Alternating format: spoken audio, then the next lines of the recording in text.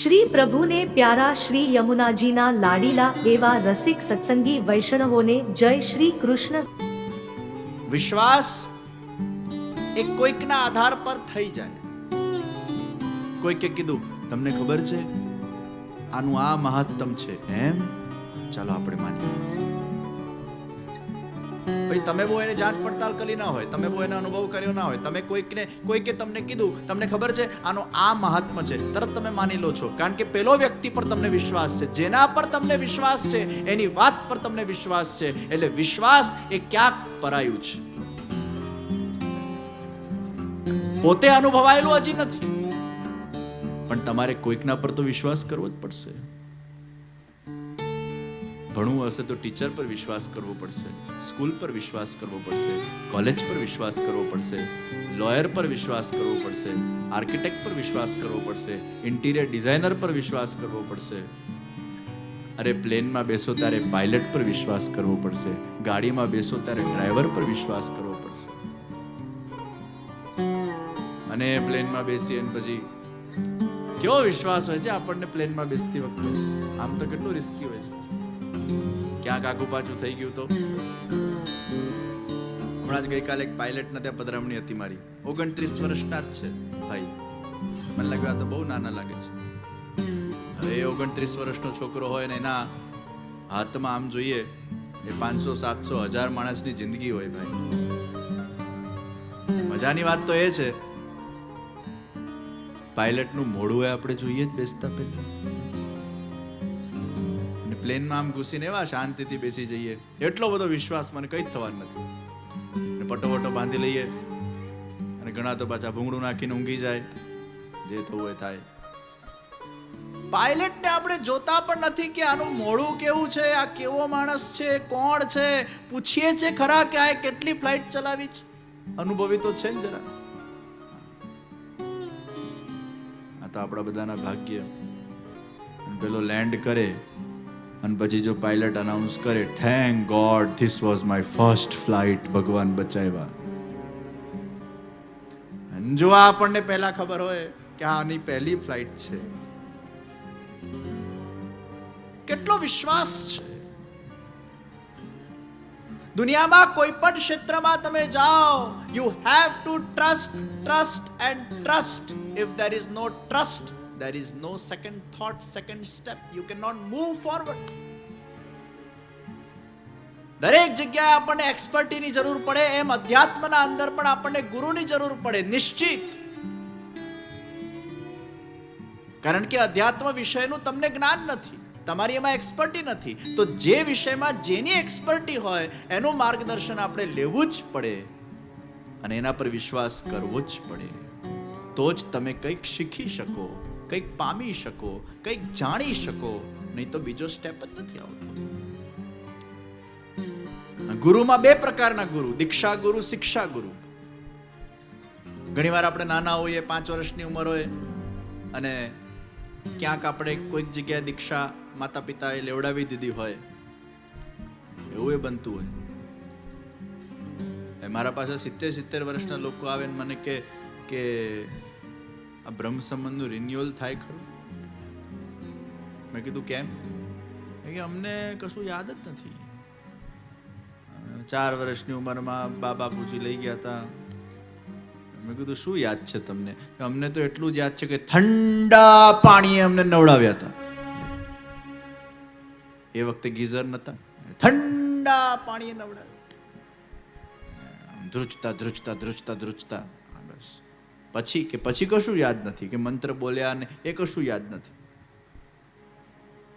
એટલે એને પછી સ્મરણ કરાવી શકાય, પુનઃ સ્મરણ થાય. તો ઘણી વાર એવું બનતું હોય કે તમે નાનપણમાં લીધું હોય. એટલે હું તો ઘણી વાર નાના બાળકોને બ્રહ્મ સંબંધ આપું, પછી એ લોકોના માતા પિતાને ખાસ કહું, પહેલા તો 7 કે 8 વર્ષની ઉંમરના નીચેનાને આપવું જ ન જોઈએ. કારણ કે એ લોકોને 4 વર્ષે કશું યાદ, 7-8 વર્ષે લે અને પછી એ લોકો મોટા થાય, 16, 17, 20 વર્ષની ઉંમર થાય તો પાછું એકવાર હું બધા માતા પિતાને કહેતો હોઉં કે મને ગમે ત્યાંથી શોધીને એને સ્મરણ કરાવી દેજો, એટલે એને યાદ રહે. સંસ્કાર રૂપે ભલે આપણે બાળપણમાં અપાવીએ, પણ પાછું એનું સ્મરણ થાય, નહીં તો એ ભૂલી જાય. તો જે આપણને દીક્ષા આપે એ દીક્ષા ગુરુ. ઘણીવાર દીક્ષા ગુરુ જ આપણા શિક્ષા ગુરુ બનતા હોય, અને ઘણીવાર એવું બને કે દીક્ષા ગુરુ ખાલી દીક્ષા પૂરતા સીમિત થઈ ગયા હોય, અને પછી કોઈક જીવનના અંદર આપણા શિક્ષા ગુરુ બનતા હોય. એ જે પણ ગુરુ હોય, દીક્ષા હોય કે શિક્ષા હોય, માર્ગદર્શન એ શિક્ષા ગુરુનું હોવું જોઈએ. ઘણીવાર એવું બને દીક્ષા ગુરુ કોઈક હોય અને ઠાકોરજી પુષ્ટ શિક્ષા ગુરુ પાસે કરાવ્યા હોય, તો કોનું માનશો? એટલે પછી જે ગુરુ તમારા મનને સધે, જે ગુરુ તમારા મનને જચે, જ્યાંથી તમને યોગ્ય માર્ગદર્શન પ્રાપ્ત થતું હોય અને અનુકૂળ આવતું હોય, જેના સાથે ફાવટ આવતી હોય, તો એ શિક્ષા ગુરુના માર્ગદર્શનથી એ વ્યક્તિ આગળ વધે. તો ક્યાંક તમારા જીવનમાં એક એક્સપર્ટી જોઈશે. પહેલા વિશ્વાસ. વિશ્વાસ વગર બીજું ચરણ જ નથી. વિશ્વાસ હશે તો જાણવાની ઈચ્છા થશે. પછી જાણતા જાણતા જાણતા જાણતા મહાત્મ જ્ઞાન થશે. You will understand the importance of what you are knowing, and when you understand the importance of what you are knowing, then the third stage comes, which is faith. યાદ રાખજો, વિશ્વાસની બીજી સીડી પર બે અવસ્થા છે. યા તો તમે ઉપર જાઓ યા નીચે પડો. વિશ્વાસ કર્યા પછી વિશ્વાસઘાત પણ થઈ શકે, અને વિશ્વાસ કર્યા પછી એ વિશ્વાસ હજી પ્રગાઢ બનીને મહાત્મ જ્ઞાનને પ્રાપ્ત કરીને તમને શ્રદ્ધા સુધી લઈ જાય. અને યાદ રાખજો, જ્યારે શ્રદ્ધા પ્રગટ થાય છે ત્યારે જ તમે કોઈ વસ્તુને ફોલો કરો છો. આજે આપણે કહીએ છીએ આઈ એમ ફોલોવર. ફોલોવર ક્યારે બને છે? જ્યારે શ્રદ્ધા પ્રગટ થાય છે, વિશ્વાસમાં નહીં. હું આને માનું છું એ વિશ્વાસ, અને હું માણું છું એ શ્રદ્ધા. માનવામાંથી માણવા સુધીની યાત્રા એ વિશ્વાસથી શ્રદ્ધા સુધીની યાત્રા છે. ગીતાને માનનારા લોકો બહુ છે, પણ ગીતાને માણનારા લોકો બહુ ઓછા છે. ભગવાનને માનનારા લોકો બહુ છે, ભગવાનને માણનારા લોકો બહુ ઓછા છે. એ માણશે ક્યારે? જ્યારે શ્રદ્ધા પ્રગટ થશે. અને યાદ રાખજો, વિશ્વાસમાં પારકા સત્યને તમે માનો છો, શ્રદ્ધામાં પોતાની અનુભૂતિને તમે વિશ્વાસ આપો છો. એ વિશ્વાસને તમારો આત્મા અનુમોદન આપે છે, અને જ્યારે તમારા આત્મા દ્વારા તમારા વિશ્વાસને અનુમોદન આપવામાં આવે ત્યારે શ્રદ્ધા બની જાય છે. Now I believe, I have faith. બહુ જ બધી વાર કોઈક વસ્તુનો અનુભવ થયો ને ત્યારે ફેથ. ફેથ શબ્દ બહુ મોટો શબ્દ છે.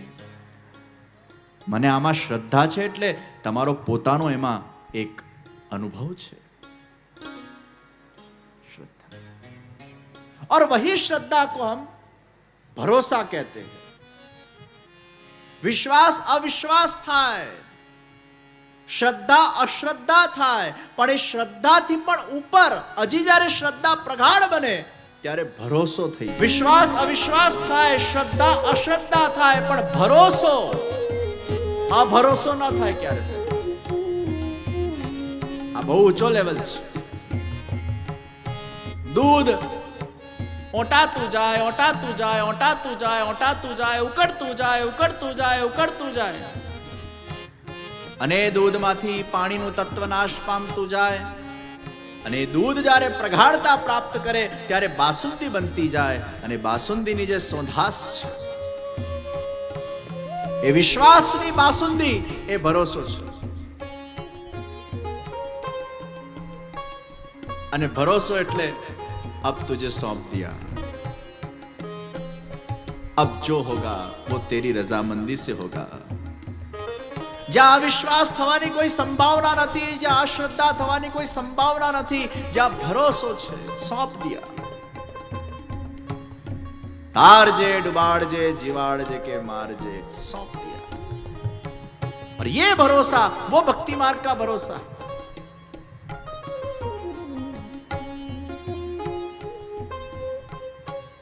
અમેરિકા નું સંશોધન કોલંબસે કર્યું, અને કોલંબસ નીકળ્યા જહાજ લઈને. એને ખબર નથી કેટલા કિલોમીટર લાંબી યાત્રા છે. સીધું સામાન લઈને નીકળ્યા, કબૂતરો રાખ્યા સાથે, અને પછી દાણા ફેંકે, કબૂતરોને ઉડાડે. કબૂતર પાછા આવે એટલે સમજવું કે કિનારો હજી નથી મળ્યો, અને કબૂતર પાછા ન આવે તો સમજવું કિનારો મળી ગયો છે. પણ એને ભરોસો હતો कि मैं मेरे मुकाम को प्राप्त करूंगा, कुछ भी हो जाए. निकल पड़ा. ખાવાનું પૂરું થઈ ગયું. હવે જીવન નિર્વાહ કઈ રીતે થશે ખબર નથી. 1 દિવસ 2 દિવસ 3 દિવસ વીતી ગયા. હવે જો વધારે દિવસ જો કિનારો ના મળે તો ત્યાં જ મૃત્યુ છે, કારણ કે અધવચ્ચે તમે જાઓ ક્યાં? એને ભરોસો હતો. ચોથા દિવસે કબૂતર ફેંક્યા અને કબૂતર પાછા ના આવ્યા, અને કોલંબસ નાચવા લાગ્યો, મને કિનારો જડી ગયો. જે ભરોસાથી હું ચાલતો હતો એ મારો ભરોસો સિદ્ધ થઈ ગયો, અને એ કિનારા પર એ પહોંચ્યો ત્યારે એને અમેરિકાનું સંશોધન કર્યું. એ અમેરિકા શોધાયું એના ભરોસાથી શોધાયું. વિશ્વાસ પ્રગાઢ બને, बासुंदी बने. तो कोई भी क्षेत्र में आप जाओ, आपको विश्वास तो करना ही पड़ेगा.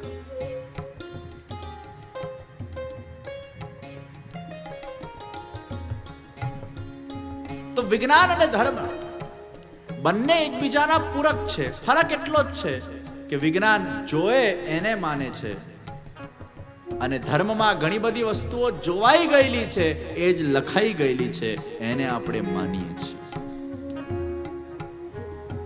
ગ્રંથ પ્રમાણ, શબ્દ પ્રમાણ, પ્રત્યક્ષ પ્રમાણ, અનુમાન પ્રમાણ, આ બધા પ્રમાણો છે.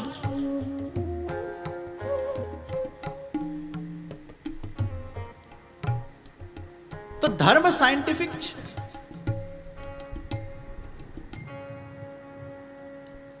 ધર્મ સાયન્સમય બને અને સાયન્સ ધર્મ બને તો આ દુનિયાનો બહુ મોટો ઉદ્ધાર થઈ જાય ભાઈ. ઘણીવાર ધર્મ સાયન્સમય નથી થતું, સાયન્સ ધર્મમય નથી થતું. શરીર અને આત્મા એકબીજાના જેમ પૂરક છે, એમ વિજ્ઞાન શરીર બને અને આત્મા ધર્મ બને. કદાચ આ પ્રકારનું સંયોજન કરવામાં આવે. વિજ્ઞાન ને ધર્મ વિરોધી નથી, પૂરક છે. પણ ધર્મ વિજ્ઞાનમય થાય, વિજ્ઞાન ધર્મમય થાય. અને હું નિશ્ચિત માનું છું કે આજના સમયમાં અને આજના પરિવેક્ષમાં ધર્મના ઘણા બધા વિષયો આજના યુવાનો, આજના બાળકો એ માનતા નથી. એ કેમ નથી માનતા? કારણ કે એ લોકોને એમના પ્રશ્નોના જવાબ નથી મળતા. અને નિશ્ચિત માનું છું કે અગર કોઈ ધર્મનો સિદ્ધાંત બન્યો છે તો એના પાછળ કોઈને કોઈ કારણ છે. કારણ વગરના સિદ્ધાંતો ક્યારે પણ બનતા નથી. If there is a principle, there is a reason behind that principle. Without the principles or without the reasons, the principle cannot be made. અને આપણે તો તકલીફ શું થાય છે? બહારના કોઈ પણ લો આપણે ફોલો કરીએ છીએ ને એના પાછળના કારણ આપણને ખબર હોય છે, એટલે કરીએ છીએ. એ પટ્ટો કેમ બાંધવો? Good for your safety. ફ્લાઇટમાં સિગરેટ કેમ નહીં પીવી? Good for your safety. Bike ચલાવીએ હેલ્મેટ કેમ પહેરવો? Good for your safety. Income tax ભરવું, ગવર્મેન્ટને મદદ કરવું, wealth tax, water tax, property tax, GST. હવે આ બધાના કારણો ખબર છે. જીએસટીમાં ગૂંચવાયેલું હતું થોડું, પછી ખબર પડી ગઈ ધીરે ધીરે. એટલે જ્યાં સુધી ખબર ના પડી ત્યાં સુધી જીએસટી ની એટલી બધી ટ્રેનિંગો આપવી પડી, એટલા બધા સેમિનાર્સ રાખવા પડ્યા. મગજમાં નહોતું બેસતું જીએસટી. એટલે જ્યાં સુધી કોઈ પણ લો મગજમાં ના બેસે ત્યાં સુધી એને આપણે બિલીવ કરતા નથી. એમ ધર્મના અમુક સિદ્ધાંતો મગજમાં ના બેસે તો વ્યક્તિ ફોલો ના કરે, એ મગજમાં બેસાડવું પડે. તો આપણા ધર્મના સિદ્ધાંતોમાં ઘણા બધા કારણો છે. એ કારણોને આપણે જાણવા પડે, અને જાણીએ તો પછી એને માનીએ. અને હું નિશ્ચિત માનું છું કે આજનો યુવા સમાજ એ જાણ્યા વગર કશું માનશે નહીં, કારણ કે લોજિકલી વિચારશે આવું કેમ કરવાનું. એક જમાનો હતો, 2-3 પેઢી પેઢા બા બાપુજી જેમ કહેતા, આવું કર, હા બાપુજી, આવું કર, હા બાપુજી. અને પછી કંઈક પૂછે ને, આવું કેમ કરવાનું? એ કરવાનું. આવું શા માટે કરવાનું? એવું થાય. હવે હું થાય એવું ઉત્તર જ નતા આપતા. છતાં એક પેઢી માનતી ગઈ કે ના હશે, ચાલો ને ક્યાં માથું મારવું આપણે, હશે, આપણા પુરખાઓ કહીને ગયા હશે, અને ચૂપચાપ બિચારા આંખ મીચીને માની લેતા. હવે છોકરાઓ શું હશે કહો તો ખરા, પણ કેમ? હશે હશે નહીં, પણ કેમ? આપણા ત્યાં એવું કહેવાય, પણ કેમ કહેવાય? હવે એના ઉત્તરો તમે ના આપો એટલે પછી પેલા લાગે આ તો બધું કપોલ કલ્પિત છે, આ તો બધું ખાલી કહેવાતી વાતો છે, આમાં કઈ સત્ય નથી લાગતું. એટલે પછી ડાઉટ્સ ઊભા થાય, ડાઉટ્સ ઊભા થાય એટલે પછી ધીરે ધીરે લોકો આપણાથી ફંટાતા જાય કે આ બધું શું છે, વાય આવું થાય છે. અને એટલે છોકરાઓ આજે બહુ માનતા નથી. એનું કારણ એ લોકોને બધાના આન્સર્સ જોઈએ, અને આન્સર આપણા પાસે પરંપરામાં જ નથી મળ્યા. અમુક સિદ્ધાંતોને કાઢી ફેંકવાની જરૂર છે જે કપોલ કલ્પિત છે, અમુક સિદ્ધાંતોને યથાર્થ રૂપે સમજાવવાની જરૂર છે, અને અમુક સિદ્ધાંતોને રિનોવેટ કરવાની જરૂર છે. મારી બેરીનમાં એક જગ્યાએ પધરામણી હતી, તો ગર્ભવતી મહિલા હતી. એટલે એવું કંઈક રિવાજ હશે કે ગર્ભવતી મહિલાએ માથું બોડીને નાવું નહીં. એટલે પછી આજની નવી પરણેલી છોકરી એને સાસુમાન પ્રશ્ન કર્યો કે કેમ, એના પાછળ કોઈ સાયન્સ છે? તો જવાબ મળ્યો કે ના, આપણા ત્યાં એવું છે. પણ આપણા ત્યાં એવું છે પણ કેમ છે? એની specific logical reason behind that કે ગર્ભવતી મહિલાએ નહીં નાવું. એટલે પછી એક જવાબ મળ્યો. વર્ષો પહેલા એક ગર્ભવતી મહિલા નદી કાંઠે નાવા ગઈ, એનો પગ લપસ્યો અને પડી. ત્યારથી ચોપડે લખાયું, ગર્ભવતી મહિલાએ માથું બોડીને નાવવું નહીં. મેં બાને કીધું, બા, એ નદી કાંઠાના સિદ્ધાંતને અત્યારે શાવરના કાંઠે કેમ કાઢો છો? અત્યારે આ બિચારી નદીમાં નાવા જવાનું છે, એ ક્યાંનો સિદ્ધાંત ને ક્યાં નાખો છો? આવા તો કેટલાય સિદ્ધાંતો, બસ આવું કહેવાય, આવું થાય. આવા કોઈ એકાદ ને આવો અનુભવ થઈ ગયો એટલે પછી ચોપડે લખાઈ જાવ, નહીં કરવું, નહીં કરવું. પણ એનો કારણ તો આપો. ચોક્કસ ટ્રેડિશન ફોલો કરવો જોઈએ, સારી વસ્તુને ફોલો થવી જોઈએ. હું એમ નથી કહેતો ન થવી જોઈએ, પછી નહીં તો આપણું ટ્રેડિશન જ નહીં રહે. ટ્રેડિશન રાખીએ. પહેલાના જમાનામાં પેલા આમ યાત્રા કરીને લોકો આવતા ને, એટલે પછી ફૂલ હાર પહેરાવતા, એમને ખબર છે, માળા પહેરાવે. આ હજી સુધી આ ટ્રેડિશન નથી ચાલતું. તમે બધા માળા પહેરાવો છો, આપણે માળા ધરાવીએ છીએ. એ જમાનામાં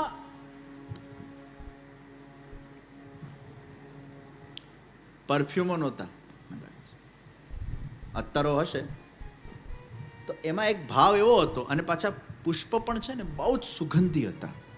હવે તમે વિદેશમાં જાઓ તો સુગંધ જ ના મળે પુષ્પમાં, એ ખાલી આમ દેખાવ પૂરતું જ હોય.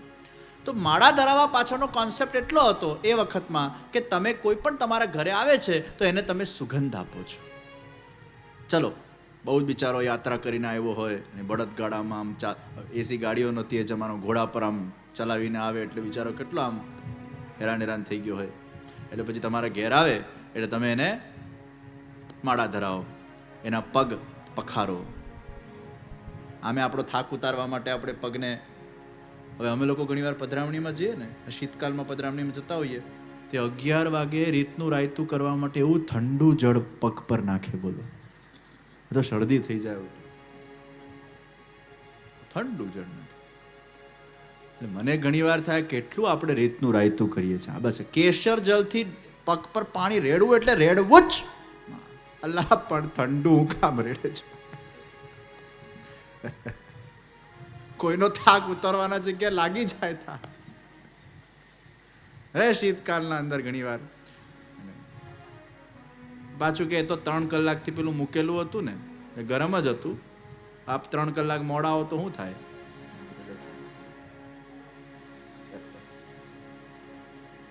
આ બધા રિચ્યુઅલ ક્યાંથી બન્યા? માળા ધરાવું તો સુગંધ આપો છો. આપણે કેસર સ્નાન કરીએ છીએ એટલે તમે એ પગનો થાક ઉતારો છો.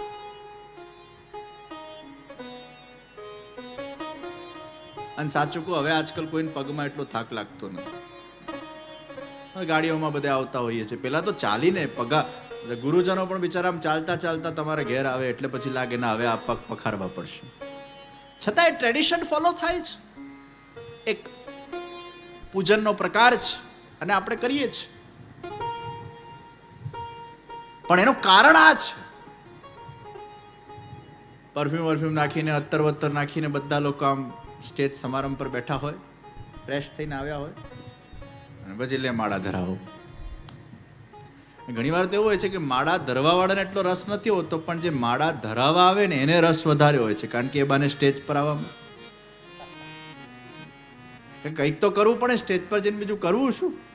એટલે ટ્રેડિશન બની ગયું છે. હવે બુકે લાવે, બુકે આપે, પછી તરત લઈને ફોટા પડાવે, 2 સ્માઈલ આપી જાઓ, બુકે ગયું. એ બિચારા બુકેની જિંદગી કેટલી ખબર છે? 60 સેકન્ડની જિંદગી. એ 60 સેકન્ડમાં તમે બુકે આપ્યો અને તરત એ ગયું. તો હમણાં એક નવું ટ્રેડિશન ચાલુ થયું, મને બહુ ગમ્યું. હું એક કાર્યક્રમમાં ગયો હતો તો એ લોકોએ સન્માનમાં બુકે ના આપ્યું, બુક આપી. અને પછી મેં પૂછ્યું, મેં કીધું આ કયો પ્રકાર? એ કે આ નવો પ્રકાર. મેં કીધું શું કારણ આનું? એ કે અમે સુગંધ નથી આપતા, હવે તો બધા સુગંધી જ આવે છે સ્ટેજ પર, એટલે અમારે એમને કઈ સુગંધ આપવાની બહુ જરૂર નથી, પણ અમે વિચારોની સુગંધ આપીએ છીએ, અમે શબ્દોની સુગંધ આપીએ છીએ, અમે બુક નહીં પણ બુકેની પણ બુક આપીએ છીએ. એ બુકે કરમાઈ જશે, બુક તો એના ઘરમાં કાયમ માટે રહેશે અને ક્યાંક એમાંથી કંઈક વાંચશે અને ક્યાંક એમાંથી કંઈક માર્ગદર્શન મળશે. તો માળા ધરાવવા પાછળનો આપણો જૂનો ટ્રેડિશન છે. એના પાછળ કોન્સેપ્ટ સુગંધ હતું અને સન્માન. સુગંધ અને સન્માન, સુગંધથી સન્માન. આપણે ઉપરના ઓળાવીએ છીએ તો એ પ્રસાદી ભગવાનના કરેલા ઉપરના એક હોલી ક્લોથ, એક પ્રસાદી રૂપે, એક ગુડલક તરીકે આપણે આપીએ છીએ, એક આશીર્વાદ સ્વરૂપે કંઈક આપીએ છીએ. આપણે તિલક કરીએ છીએ, હલ્દીનું તિલક. જો આ બધાના પાછળના કારણો છે. આપણે હલ્દીનું તિલક કરીએ છીએ, એ હલ્દીમાં પછી એ કુમકુમ. કુમકુમમાં હલ્દી ના હોય તો એનું મિનિંગ નથી. ઘણી વાર પધરામણીમાં જઈએ એટલે હું હાથ પર તિલક કરાવું, એટલે બધા લોકો પૂછે આ હાથ પર કેમ કરાવું છું, એનું શું સાયન્સ? એટલે મારે કેવું પડે કે આજકાલ બધા જે કંકુ આવે છે ને પેલા કેમિકલ વાળા આવે છે, એટલે માથે કરો છો ને તો પછી પેલું ડાઘ જતું નથી. ઘણી વાર પછી કોરું કંકુ હોય અને એ કંકુ પછી નાક પર આવે, નાકમાં પાછું અંદર જાય એટલે પાછું એમાં છીંકો આવે, એમાંથી શરદી ઘૂસી જાય, એ શરદીમાંથી કફ થઈ જાય, તો કથા કેમ કરવી? એ આ સાયન્સ. એટલે હાથ કે ભાઈ માથા પર કરવાનો ભાવ હાથમાં કરો ભાઈ. દરેકના પાછળ કારણ તો હોય ને કે કેમ આવું કર્યું. હલ્દીમાં એ શક્તિ છે કે એ તમારા આજ્ઞા ચક્રને એક્ટિવેટ કરે છે. તો હલ્દી આપણા ત્યાં સૌથી પવિત્ર રસાયણ માનવામાં આવ્યું છે. હલ્દી એન્ટિસેપ્ટિક છે. અને તમને ખબર છે, આપણે ગઈકાલે ગાયું ને, ચોક પુરાઉ આજ મેરે શ્રીજી ઘર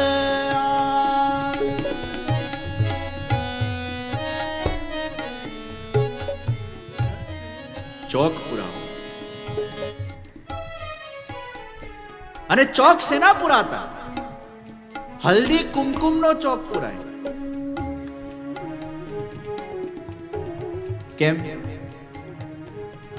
કારણ કે હલ્દી એન્ટિસેપ્ટિક છે.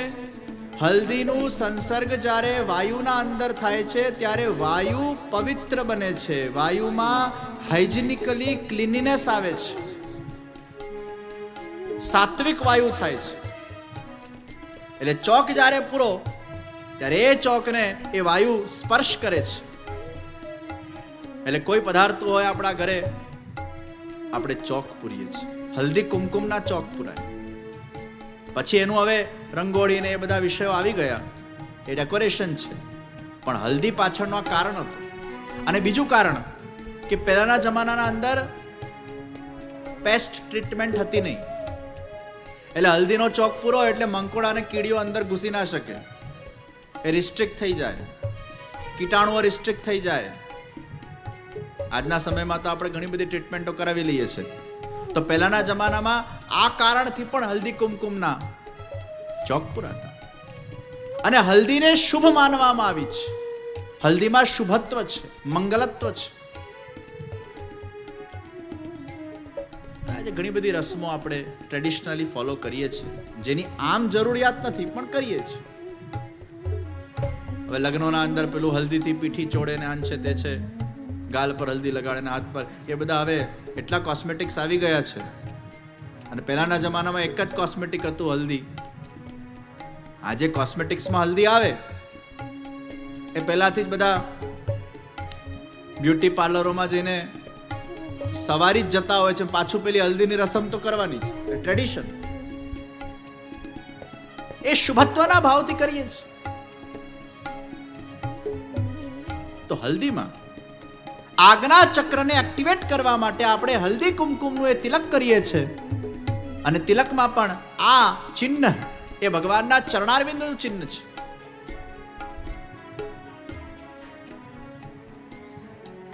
કે ભગવાનના ચરણારવિંદ મારા મસ્તક પર છે.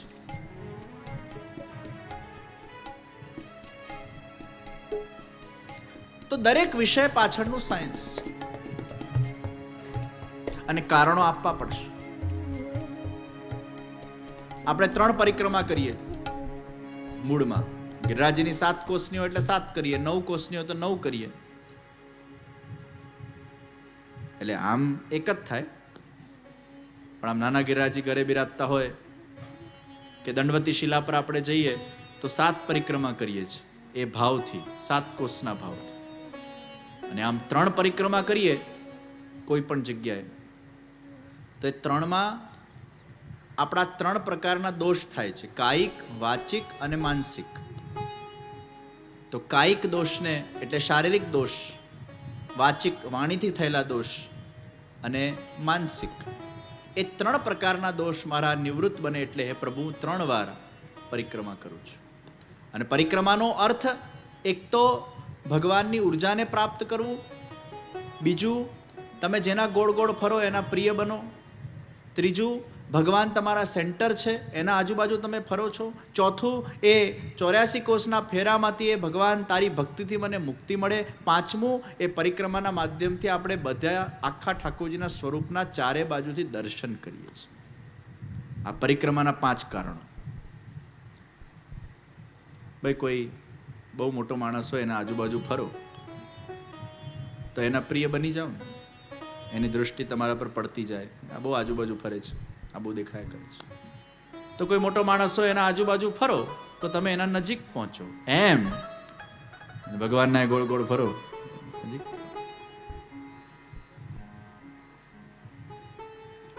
આપણે ત્યાં આરતી થાય ને પછી પેલા વૈદિક આરતીમાં કપૂરની આરતી કરે છે. કપૂરની આરતી કરવા પાછળનું સાયન્સ શું? આપણને થાય કે આરતી થઈ ગઈ પછી પાછું વળી પાછી કપૂરની આરતી કેમ? તો કપૂરની આરતીમાં આપણા ઋષિ મુનિઓએ વિચારીને કપૂરની આરતી મૂકી. કપૂરમાં હાઈએસ્ટ ઓક્સિજન છે. તમે રોજ અગર કપૂરની ધૂણી કરો તો તમારા ઘરમાં ઓક્સિજનનું પ્રમાણ વધી જશે. ગાયના છાણામાં હાઈએસ્ટ ઓક્સિજન છે. યજ્ઞમાં આપણે કપૂરનો યુઝ કરીએ, ગાયના છાણાનો યુઝ કરીએ, અને એમાંથી જ્યારે અગ્નિ પેટાવવામાં આવે ત્યારે આખા વાતાવરણને પવિત્ર બનાવે, વાતાવરણમાં ઓક્સિજનનો સંચાર કરે, તમારા મનને પણ એ શાંતિ પ્રદાન કરે. એ ધૂણીને જ્યારે તમે શ્વસો ત્યારે you are getting a good amount of oxygen. Your brain gets a good amount of oxygen. તો પ્રાચીન સમયમાં આરતીઓ થતી તો બહુ બધા લોકો ભેગા થતા, અને પછી કપૂરની આરતી, એટલે પેલો આરતીમાં બધા લોકો ભેગા થયા હોય તો ઓક્સિજન ઘટે, તો ઓક્સિજન વધારવા માટે કપૂરની આરતી. તો આવા ઘણા વિષયો છે જેમાં કઈ ને કઈ કારણ છે. કારણ વગર કોઈ પણ સિદ્ધાંત બનતો નથી, યાદ રાખજો. નાહીને ભગવાનની સેવામાં જવું અપરસમાં. અપરસ એટલે કશે અડકવું નહીં. એમાં અડકવાથી ઓરા મિસમેચ થાય છે. તમે કોઈ જગ્યાએ બેઠા હો, તમારા પાછળથી કોઈ કંધા પર હાથ મૂકે તો તમારું કોન્સન્ટ્રેશન ભંગ થશે, ઓરા મિસમેચ થશે. તો અપરસ એટલે અપને રસ में और प्रभु के रस में. તમે સ્નાન કરીને ભગવાનને અડકો છો એટલે ભગવાનના વાઇબ્રેશન તમારામાં આવે છે, અને તમારી ઓરા એટલી ડિવાઇન થઈ જાય છે, એટલી પવિત્ર થઈ જાય છે કે એ વખતે અગર કોઈ બીજો વ્યક્તિ બહારથી આવેલો હોય, આમ તેમ અડકેલો હોય, આમ તેમ ગયેલો હોય, ને એ તમને જો અડકે તો એની ડિસ્ટર્બ ઓરા તમારામાં આવી જાય, જે તમારા રસને ભંગ કરે. એટલે આપણા ત્યાં ડિસિપ્લિન મૂકવામાં આવ્યો કે ભગવાનની સેવામાં નાહીને ભગવાન સિવાય બીજે આમ તેમ કશે અડકવું નહીં, જેથી કરીને એ કોઈ વાઇબ્રેશન તમારામાં આવે નહીં, અને એકંદરે સારું મોબાઈલ પણ અડકવું નહીં. આમ અડકાય પણ પછી શું થાય કે ભગવાનની સેવામાં ડિસ્ટર્બન્સ આવ્યા કરે.